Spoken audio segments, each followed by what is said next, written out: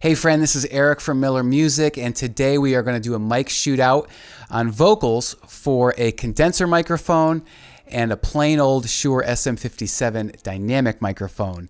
And we're going to see how they stack up against each other when recording vocals. Let's jump in. So the main difference between a condenser microphone and a dynamic microphone is that a condenser microphone requires power to use it, such as it's called phantom power or 48V, basically a 9-volt battery, whereas a dynamic microphone does not. So typically a dynamic microphone would be used for like things with loud sounds like snare drums or guitar amps, whereas a condenser is better for, or more typically used for, like acoustic guitars, voice, maybe string instruments. It's much more sensitive, picks up a lot more nuances, and in a lot of cases picks up more of the room sound as well.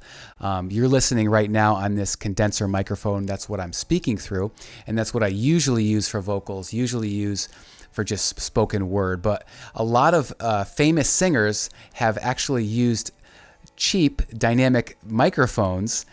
So I wanted to see what they sounded like and how they compared. Let's check it out.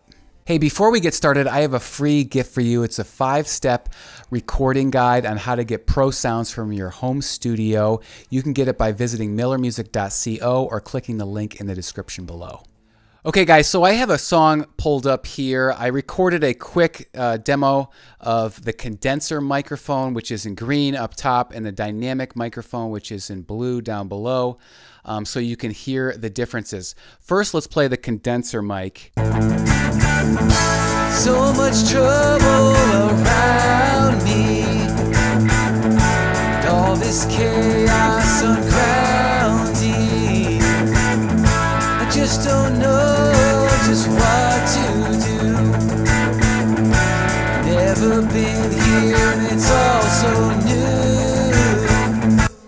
So right off the bat, you know, I'm completely used to the sound of this mic. I've been using it for close to 20 years, and so I know kind of how it sounds. Pretty warm sounding, pretty typical of a condenser microphone. Really picks up all the sound of my voice, including all the breathing and the breaths in between phrases. Let's contrast that. Let's listen to the dynamic mic now and see what that sounds like. So much trouble around me, all this chaos surrounding. I just don't know just what to do. I've never been here and it's all so new. So the dynamic mic is kind of cool. I kind of like it. It's definitely not what I'm used to.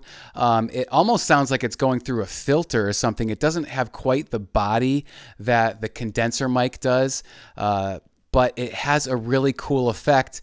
And I almost would use it like on a verse section, you know, in a song, if I had to do this again, and then maybe bring back the different mic condenser on the chorus sections. But really interesting what this sounds like. Again, I never have used this for singing into. It's usually for snare drums or guitar amplifiers, but really kind of cool. One thing I did have to do is I had to adjust the gain a little bit and bring it up because dynamic mic just isn't quite as loud or sensitive, if you will, as a condenser microphone.